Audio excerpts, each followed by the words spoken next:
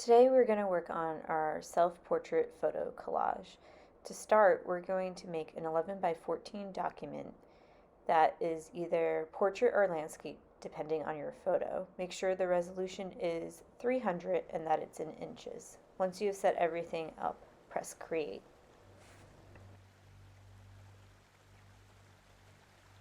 Your document should look like this. Next, you're going to go to Finder, look for your photograph, and once you find it, drag it into this document. You're going to want to resize your document. So using the corners, you're going to make sure that it fills the whole page. Once you like it, you can press enter.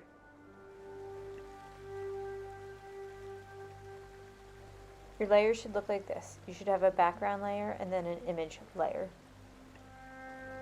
You're going to now select the pen tool and begin to trace. I'm going to begin tracing the neck. I like to start with objects in the back of the image and then go forward. Since this is in the background, I'm going to be kind of sloppy with my selection because other objects will be covering it, and I'm also going to go larger than the neck really is.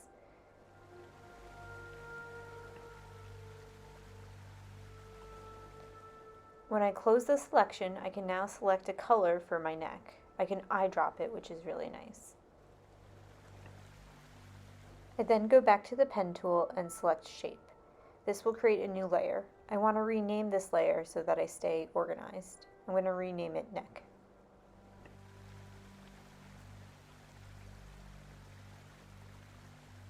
I'm going to close the eyeball so that I can go back and trace now the face without having the neck obstruct it.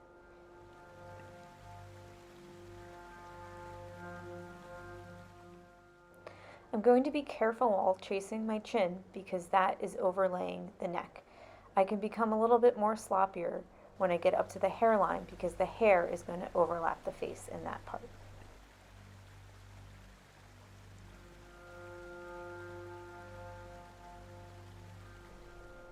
When I get to the side of my face, I'm going to become more precise again.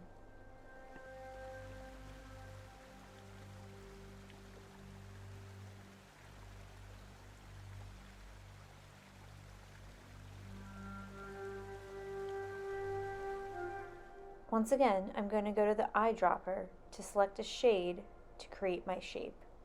Then I'm going to go back to the pen tool so that I can press on shape to create it.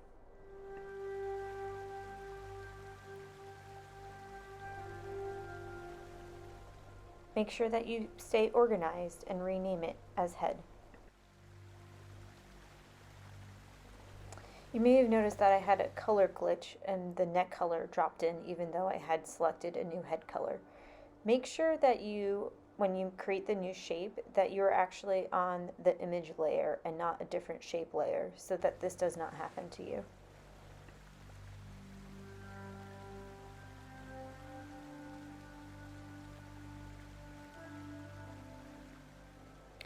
Pull the head layer to the top and rename.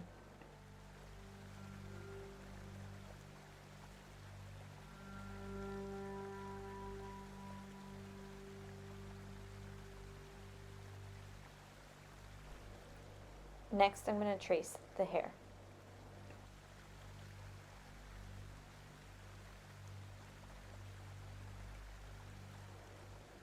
If you don't like how the curve is ending up, Command Z and go back a few steps and then redo the curve.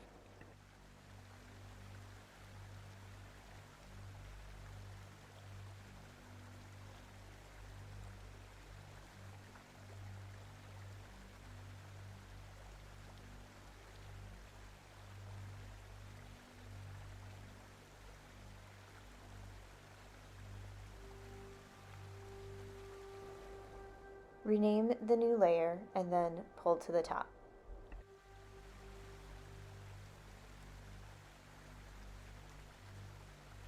In this project, it is very important to stay organized. Organization will help you later on when we start placing the photographs in our shapes. Make sure that you label everything correctly and that you have them in the correct order in the layers palette. Make sure that you take your time while creating this project. Most people will have over 50 layers, so that is why it's also very important to stay organized.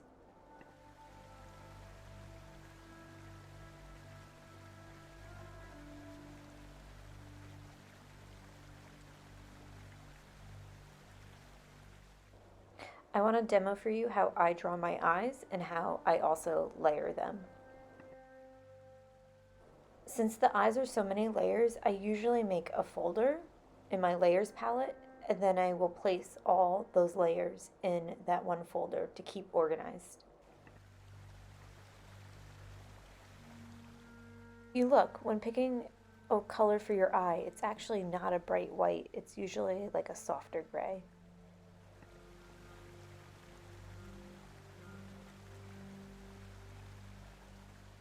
Make sure that you stay organized and keep renaming all your new shapes.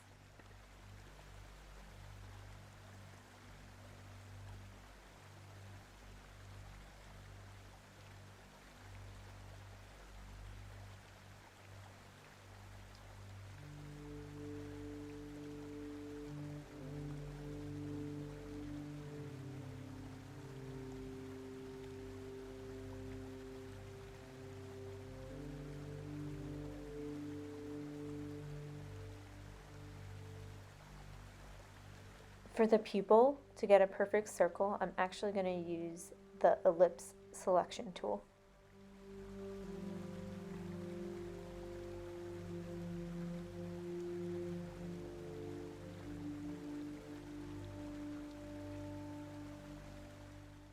On my current workspace, I actually don't see the paint bucket tool, so I'm going to have to change my workspace.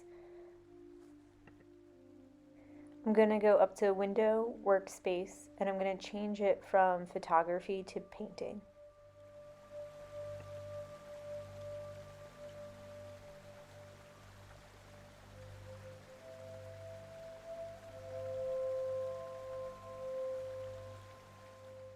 I'm going to create a new layer and then paint bucket in black.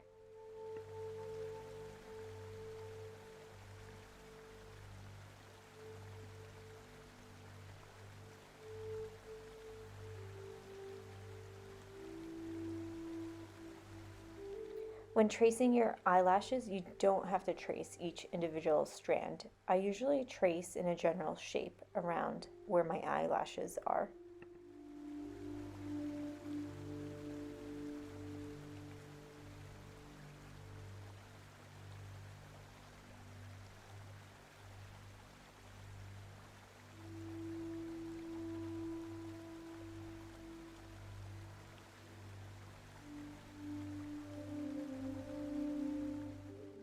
To change the color of the shape, press the little box in the bottom right hand corner of the layer and it'll bring up the color picker where you can change your color.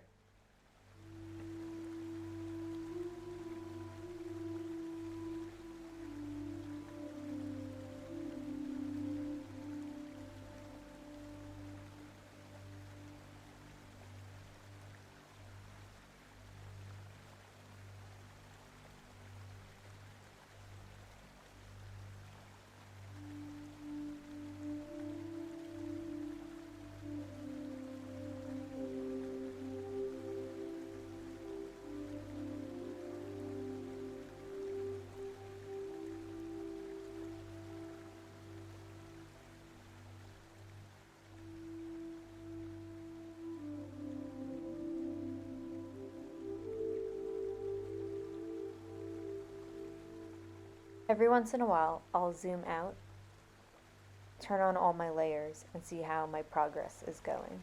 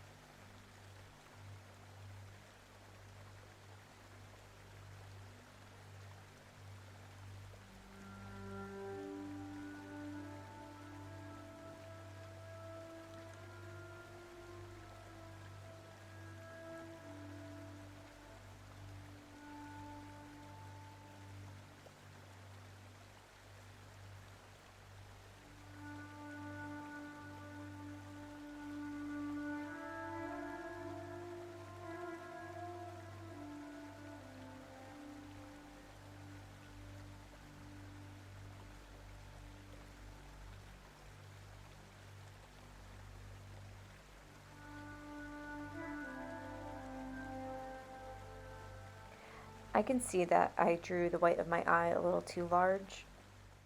Sometimes I'll edit the path, but for this one, I'm just going to delete it and start over.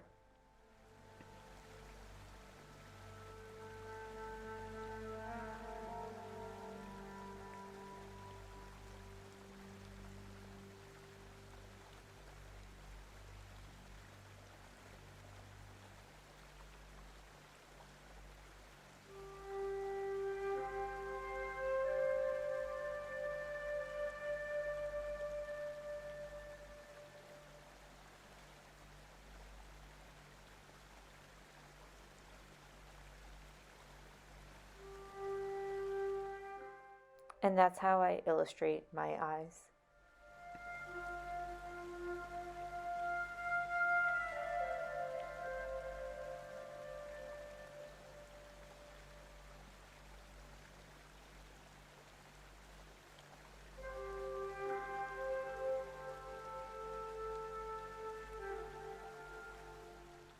So I've finished the flat design of my project. It's perfectly fine to stop here, but I want to add some dimension to my face. So I'm going to show you guys how to shade in Photoshop.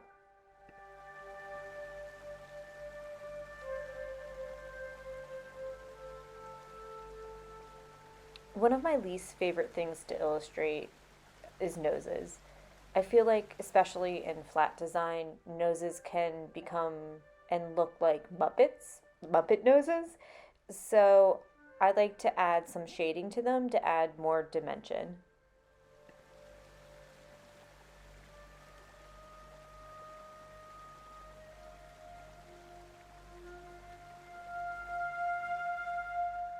I'm going to start off by tracing the highlight that's on the side of my nose that goes underneath my glasses.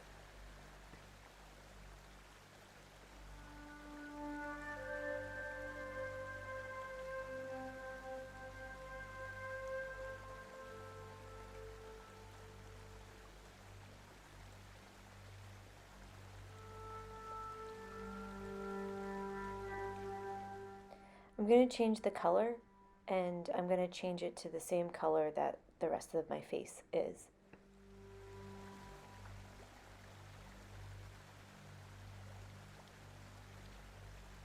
I'm then going to go up to Filter, Blur, and choose Gaussian Blur. I'm going to rasterize, and then I'm going to play around with the radius until I find something that works well.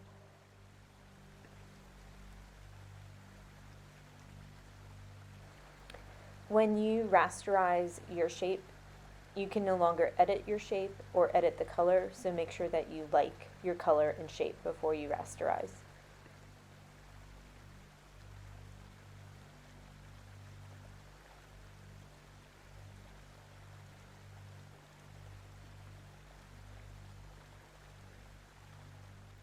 Next, I'm going to select and create a shape for my shadow on my nostril.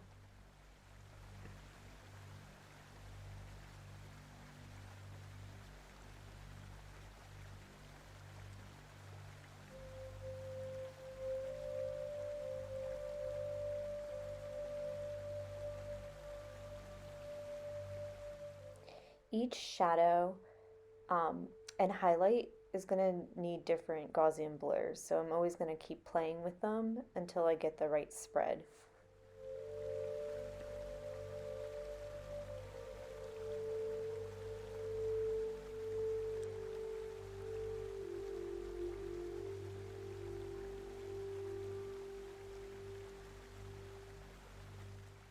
Now, the nose does have lots of little subtle highlights, but not every part of your face is going to need all those subtle highlights. The nice thing is your cheek can take a really nice large highlight. So I'm tracing the area that I'm going to put a highlight right now, and you can see that it is larger.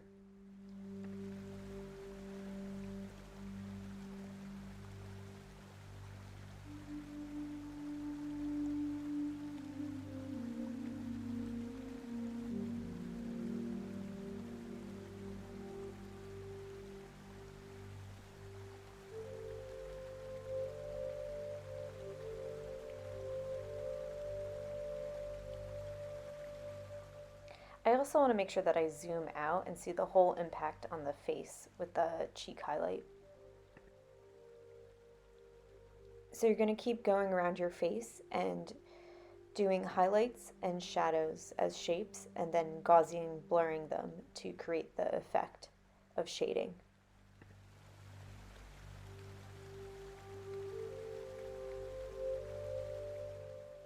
I've now completed illustrating my self-portrait. I'm ready to begin placing photographs around the image. I've placed multiple images into Photoshop because I want to have options when placing the images and collaging. Not all these images will work, but I won't know until I place them into my illustration. To copy my image, I'm going to duplicate the background and press Command C. When I'm back in my illustration, I want to make sure that I'm on the layer that I want to place the image into. I'm going to select that layer, and then I can press Command V to place the image above that layer. I'm going to rotate and resize the image to place it in the shape.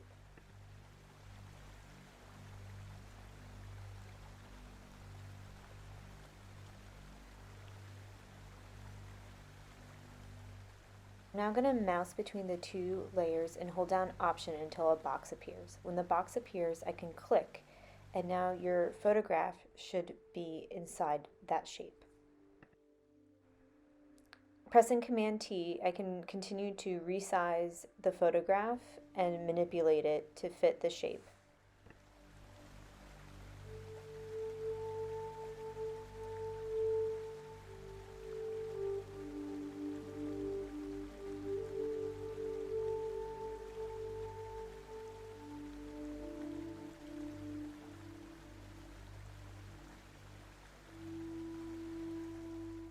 I'm going to continue placing photographs in. So I'm going to select the photograph I want, duplicate the background, press Command C, and then go into the document and press Command V.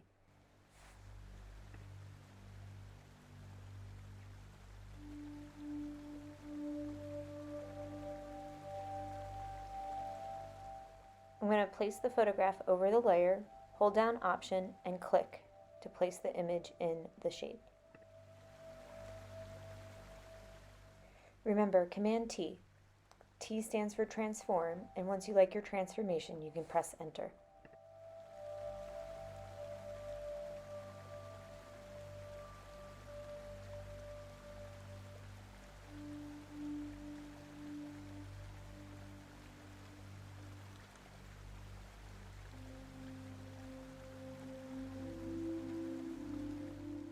I'm going to continue to place the images of the koi into the scarf until I fill up the scarf. I'll fast forward for you.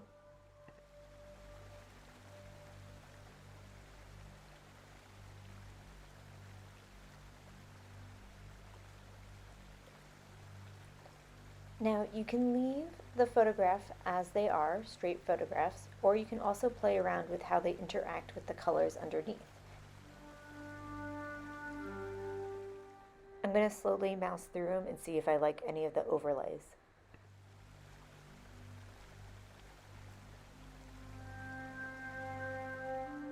I like how luminosity looks, so that's the one that I'm going to select. I'm now going to apply it to the other layers.